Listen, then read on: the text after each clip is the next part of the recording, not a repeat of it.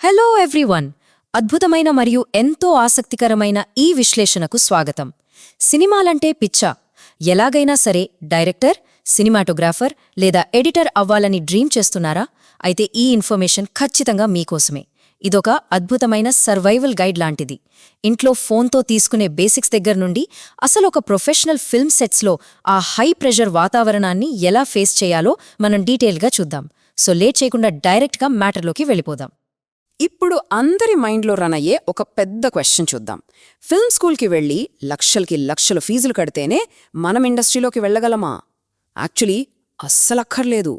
Formal education ఒక్కటే సక్సెస్కి route కాదు. మీలో ఆ ప్యాషన్, ఆ కసి ఉంటే చాలు. ఫార్మల్ ఎడ్యుకేషన్ లేకపోయినా ఇండస్ట్రీలో సక్సెస్ అవ్వడం పక్కా సాధ్యమే. ఈ ప్లేబుక్లో మనం కవర్ చేయబోయే 6 ఇంపార్టెంట్ టాపిక్స్ ఇవే. 1. ట్రెడిషనల్ ఫిల్మ్ స్కూల్ను స్కిప్ చేయడం. 2. Narrative arc design. 3. కెమెరా వర్క్ఫ్లోను సులభతరం చేయడం. 4. Essential gear and tools. 5. Histogram లేకుండా ఎక్స్పోజ్ చేయడం. అండ్ 6. ఫిల్మ్ సెట్లో ఎవ్వరూ చెప్పని కొన్ని హిడెన్ రూల్స్. ఈ జర్నీని టక్కటక్కా చూసేద్దాం. సో మన ఫస్ట్ టాపిక్ ట్రెడిషనల్ ఫిల్మ్ స్కూల్ను స్కిప్ చేయడం. అసలు ఆ పెద్ద పెద్ద స్కూల్స్కి వెళ్లకుండానే ప్రాక్టికల్గా మీ జర్నీని ఎలా స్టార్ట్ చేయొచ్చో ఇప్పుడు చూద్దాం. మీ చేతిలో ఒక స్మార్ట్ ఫోన్ ఉంటే చాలు, లక్షలు ఖర్చు చేయాల్సిన పని లేదు. ముందు ఒక మంచి బేసిక్ స్క్రిప్ట్ రాయండి. ఆ తర్వాత మీ ఫోన్తోనే దాన్ని షూట్ చేయండి. ఫైనల్గా దావించి రిజాల్వ్ లాంటి ఫ్రీ సాఫ్ట్వేర్లో మీరే సొంతంగా ఎడిట్ చేయండి. వినడానికి సింపుల్గా అనిపిస్తుంది కదా, కానీ ఒక పనిని మీరే స్వయంగా చేసినప్పుడు వచ్చే ఆ ప్రాక్టికల్ అనుభవం ఏ ఫిల్మ్ స్కూల్ కూడా ఇవ్వలేదు. సరే, మీ సొంతంగా వీడియోలు బాగానే చేస్తున్నారు. మరి ఒక పెద్ద సెట్లోకి ఎలా ఎంటర్ అవ్వాలి? దానికి బెస్ట్ రూట్ ప్రొడక్షన్ అసిస్టెంట్ అంటే పిఏ అవ్వడం. ఇదొక ఎంట్రీ లెవెల్ జాబ్. చిన్న చిన్న పనులు చేయడం, సెటప్కి హెల్ప్ చేయడం లాంటివి ఉంటాయి. కానీ ఇక్కడ అస్సలు పాయింట్ ఏంటంటే డైరెక్టర్లు ఎలా ఆలోచిస్తారు, సెట్ ఎలా రన్ అవుతుంది అనేది దగ్గరుండి చూడటానికి అదొక perfect real world class room లాంటిది. ఓకే, మన సెకండ్ టాపిక్కి వెళ్దాం. నేరేటివ్ ఆర్క్ డిజైన్ అంటే కథా విధానం నిర్మాణం. ఏ సినిమాకైనా స్క్రీన్ ప్లేనే ప్రాణం కదా. కాకపోతే స్క్రీన్ ప్లే అనేది కేవలం పేపర్ మీద రాసిన కథ మాత్రమే కాదు. మొత్తం ప్రొడక్షన్ క్రూకి అదొక టెక్నికల్ బ్లూ ప్రింట్ కూడా. కథలో వచ్చే ప్రతి టర్న్కి ఒక టెక్నికల్ రిక్వైర్మెంట్ ముడిపడి ఉంటుంది. ఫర్ ఎగ్జాంపుల్, ఒక క్లైమాక్స్ సీన్ తీసుకుందాం. కథపరంగా అది ఎమోషనల్ పీక్, రైట్? కానీ ఒక టెక్నీషియన్కి దానర్థమేంటి? అక్కడ హై ఇంటెన్సిటీ ఉంటుంది, సంక్లిష్టమైన సెటప్ ఉంటుంది, ఎక్కువ లైట్స్, ఎక్కువ కెమెరాలు కావాలి. స్క్రిప్ట్ చదవగానే ఈ విషయాలు ముందే అర్థమైపోవడమే దీని అసలు ఉద్దేశం. 3. కెమెరా వర్క్ఫ్లోను సులభతరం చేయడం. ఇండస్ట్రీలో పెద్ద పెద్ద సినిమాటోగ్రాఫర్స్ సెట్లో ఎలాంటి గందరగోళం లేకుండా ఎంత ఫాస్ట్గా, ఆర్గనైజ్డ్గా పనిచేస్తారో ఇక్కడ మనం చూడొచ్చు. మల్టిపుల్ కెమెరాలతో షూట్ చేస్తున్నప్పుడు తీసిన ఫుటేజ్ కన్ఫ్యూజ్ అవ్వకుండా ఉండటానికి ప్రొఫెషనల్స్ వాడే ఒక సూపర్ ట్రిక్ ఉంది. ముందుగా కెమెరాలో ఒక ఫోటో తీస్తారు. దాన్ని కంప్యూటర్లో వేసి దానికి 996 అని పేరు పెడతారు. ఆ మెమరీ కార్డ్ మళ్లీ కెమెరాలో పెట్టి షూట్ స్టార్ట్ చేస్తే అప్పుడు రికార్డ్ అయ్యే వీడియో ఫైల్స్ అన్నీ 1000 సిరీస్లో వరుసగా సేవ్ అవుతాయి. దీన్ని ఏ కెమెరా అంటారు. దీనివల్ల ఫైల్స్ ఎక్కడా మిక్స్ అవ్వవు. ఎప్పుడైనా ఇమేజ్లో డెడ్ పిక్సెల్స్ లాంటివి వస్తే ఏ కెమెరాలో ప్రాబ్లం ఉందో ఈజీగా కనిపెట్టేయొచ్చు. భలే ఉంది కదా ఈ ట్రిక్. ఒకప్పుడు ఫిల్మ్ రోల్స్ వాడేవాళ్లు.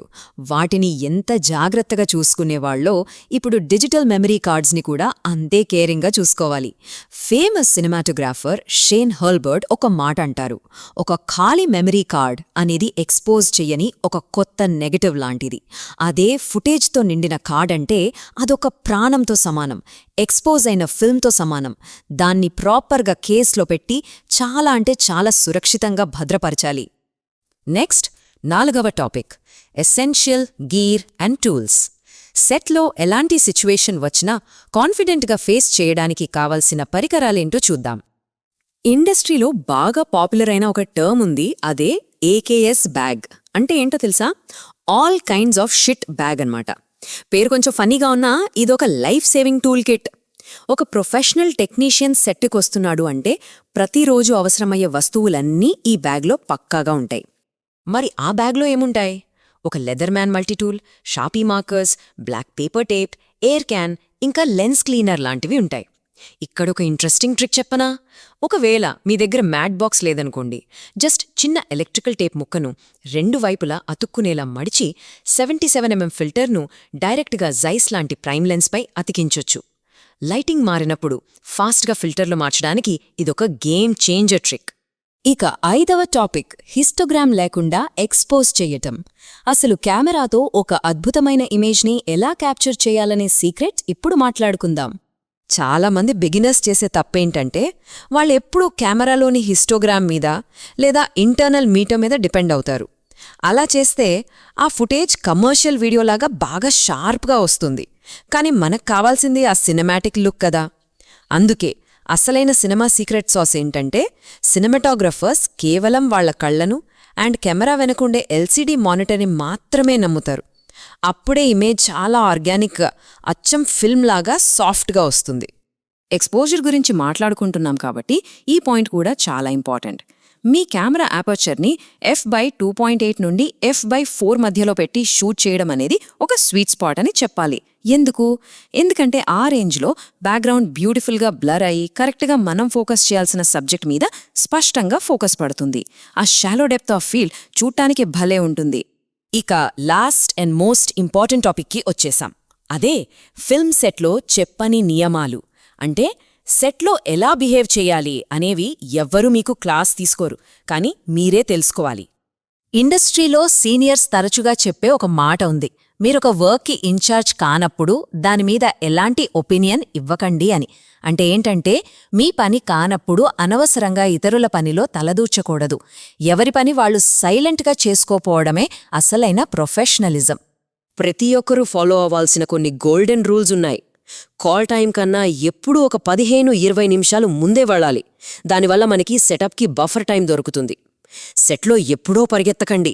మీరలా పరిగెడుతుంటే ఏదో పెద్ద ప్రమాదం జరిగిందేమో అని అందరూ పానిక్ అవుతారు.